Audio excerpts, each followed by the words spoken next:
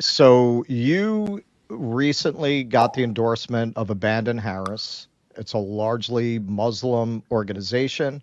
You're leading with Muslims in certain states. Now, one of the biggest challenges for third parties, given the way the system is rigged, is growth. Does the Green Party have any plans to build on that momentum within the Muslim community after Election Day? I'd say it's not just the Green Party, but I'd say it's definitely the Muslim community that I'm hearing from.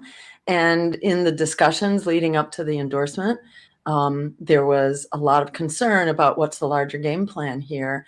And is this a one-off, or is this, building real power to challenge empire?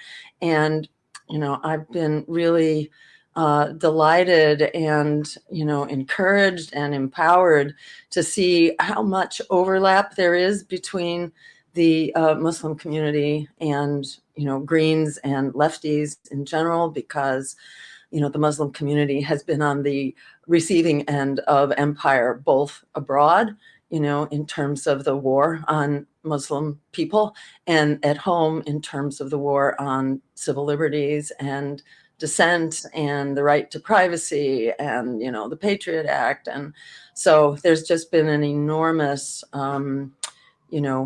confluence of long-term interests and vision and values. So, from the very beginning, we were joined actually by really amazing, insightful people, not only Muslim Americans, but also Arab Americans who are not necessarily active or practicing Muslims, but they've been very active in our campaign from the start and have actually founded, their own new chapters of the political party, that is of the Green Party in Michigan in particular. Oh, wow. There is a new Dearborn chapter, for example, and it's really it's really very impressive to see how well organized, disciplined, and focused this community is. So it's very exciting. I don't want to overhype it,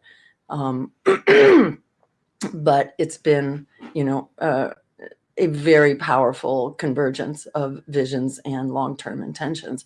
So, there's been a little bit of discussion about what happens next, and a lot of that also really conforms to long-term Green Party strategy, which is to focus on local candidates and running races. And, the local is the global and the global is local, so if you have city council reps, they're not only doing the whole justice agenda, which is very much shared, by Muslim Americans, the social justice agenda, but also, you can adopt resolutions for divestment, or for, ceasefire resolutions and so on. So there's a lot that can be done, in beginning to power up the whole political movement, starting at the local level.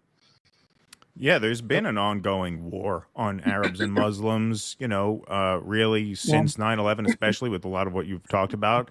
And now, obviously, this past year, it's just been so in your face horrific that this must be different from any time you've ever run for president before, or any of the other Green campaigns you've been involved with. Just this influx of participation from people in places like Dearborn, who have got to be just so thrilled that there's somebody repping their existence. I hate to put it as largely as that, but it's true, unfortunately, on the national stage. So, what has been your reception specifically in Michigan, where you're polling extremely well amongst Arab and Muslim voters?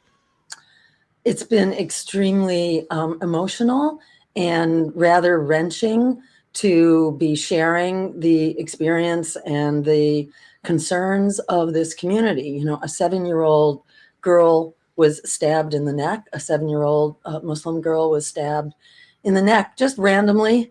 I presume maybe she was wearing a hijab, or, something was marking her, but she was stabbed by an elder white gentleman, I think just like walking through the park.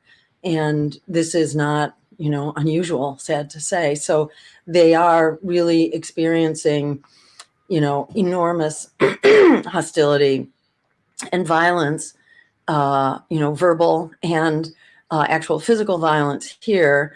And yes, it is entirely unprecedented. This is my third run.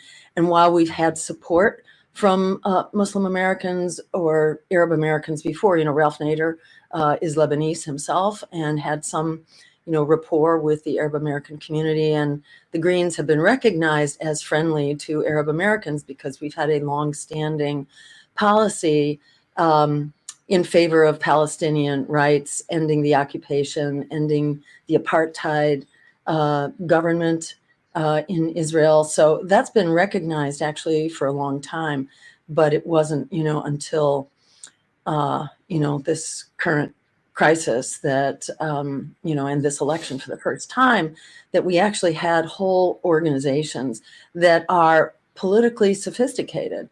Now, I don't mean that the strategy has been sophisticated. The strategy is evolving rapidly, shall we say, of the Muslim American community. And they have played it safe, like most immigrant communities, basically seeking favor from power holders. Initially, they were very much in the Republican camp. Then after 9/11, they were in the Democratic camp.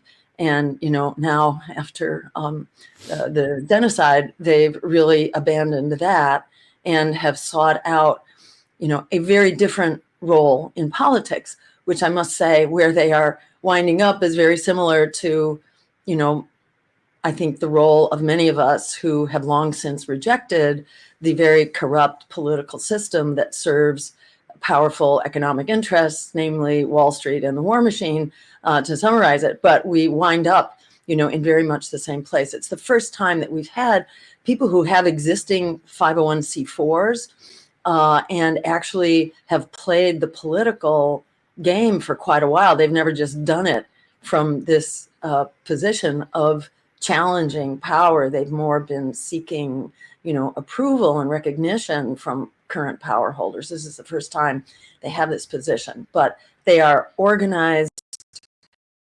They have, existing organizations. They understand about the limits and the rules regarding, campaign finance and what an organization can spend money on, who it can host. They're very mindful of the rules.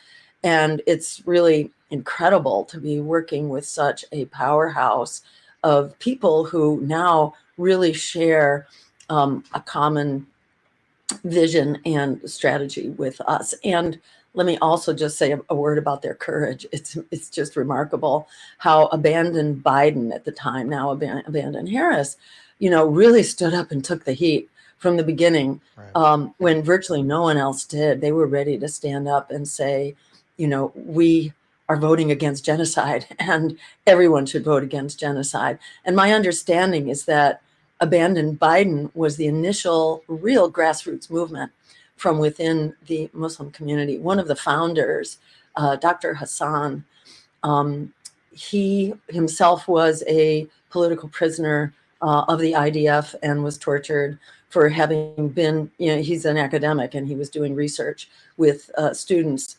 He's US based, but he was in, I think, the West Bank, supporting, the demand for human rights, and, was basically violently arrested and violently tortured, confined in a dungeon with nothing but a little hole in the ground for a toilet, without a place to sleep, and was regularly, tortured and beaten up. And, he and his fellow prisoners who were also part of this kind of human rights project resolved that if they made it out of there alive, that, that they would not sit quietly and go quietly into this dark night. And, so they're coming from the deepest, experience of what empire is, and especially what the Israeli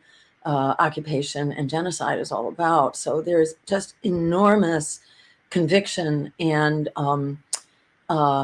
experience and deep commitment to human rights that inspires them to just stand up and take an incredibly courageous stand. So it's been so inspiring to work with them. Please clap.